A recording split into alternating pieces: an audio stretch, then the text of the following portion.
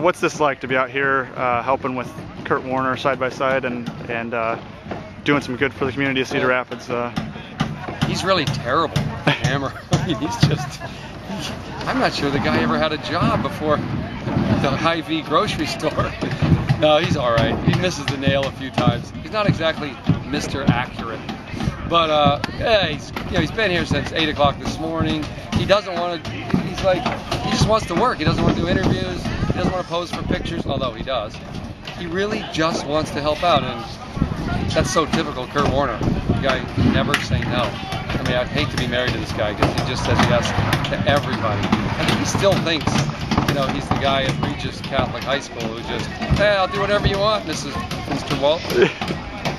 So you're saying that he can throw a football, but the hammering is a little sketchy sometimes?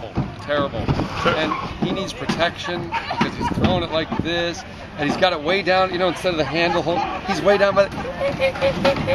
He reminds me of Alvin the Chipmunk building a treehouse. He's just really awful, but his heart is good. But if you guys were in a hammer-off, you and Kurt Warner were in a hammer-off, who would, I mean, maybe it's a stupid question, but who would win that? I'd so nail him.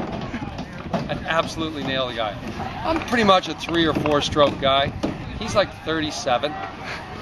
But he's really good at taking directions, and his wife gives him a lot of directions. I've noticed. Her thing is, she's the level gal, puts on the level, and then when she gets the bubble just right, she hollers, "Nail it!" And you would think she was a Marine, which she was. She's like a drill sergeant. She's scary. I'm actually scared. I have noticed that, as an NFL quarterback, you are used to giving out the directions, but there's this guy that's the job boss is like 20 maybe, and he's like, Kurt, bring that end around a little bit, Oh, no, it's great. How often can you boss a guy making $19 million a year? Hey, Kurt, what the hell? You got to get that flush.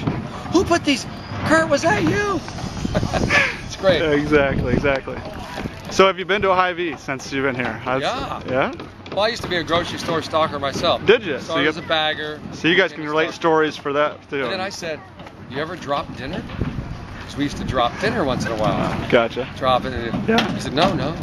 Which is so typical of him. Like, he never does anything wrong. And I'm like, oh, yeah, neither did I. So how long have you been in town, and what have you seen of Cedar Rapids? Have you toured the flood area, that kind of thing? We got here Friday, and we're leaving Tuesday. Have not really seen the tough areas yet. In fact, I think Kurt grew up in kind of an area that's pretty tough now.